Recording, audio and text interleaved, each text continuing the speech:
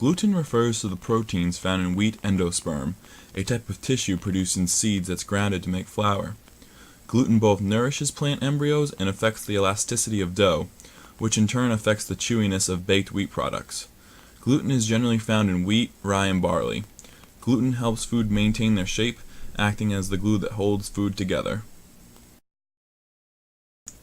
Gluten-free is what low-carb was a decade ago. The IT diet, discussed on daytime talk shows, promoted by hyper-slim actresses, and adopted by the masses. Grocery aisles are stocked with the likes of gluten-free pasta, crackers, cereal, and beer. Americans are enthusiastically exiling a dietary staple that wasn't even in most people's vocabulary a decade ago. Celiac disease is caused by a reaction to gluten protein found in wheat, barley, rye, and sometimes oats. The inflammation and destruction of the inner lining of the small intestine in celiac disease is caused by an allergic reaction to gluten in the diet. This chronic digestive disorder leads to the malabsorption of minerals and nutrients.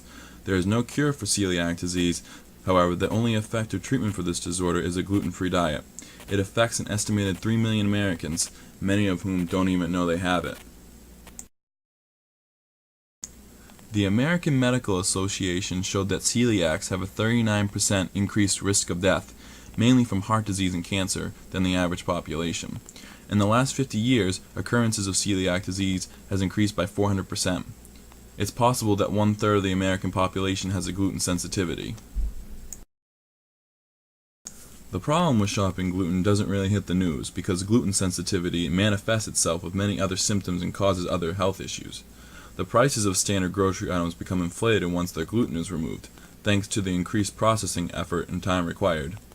Although gluten-free foods have received a great deal of media attention lately, along with a massive expansion of product availability, these items are still usually more expensive than their glutinous counterparts. However, you don't have to shell out a fortune to go gluten-free. Some tips for going gluten-free include shopping for foods that are naturally gluten-free and make these foods the staple of your diet. Many foods contain no gluten. These include fruits, vegetables, meat, poultry, fish, eggs, dairy, and nuts. Another tip is to watch for hidden fats, sugars, and sodium in gluten-free products.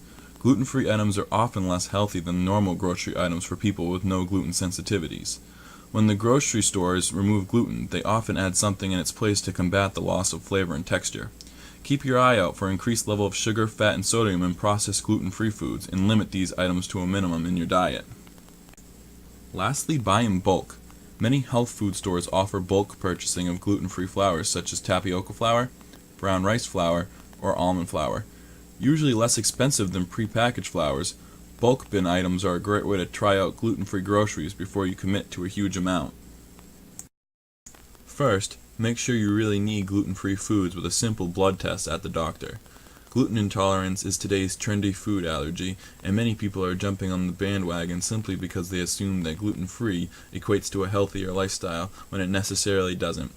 Some practical tips to take precaution against gluten include eating fewer grains or eat a wide variety of grains instead of just wheat, brown rice, and oats. Also, avoiding recipes that add gluten additionally can also help.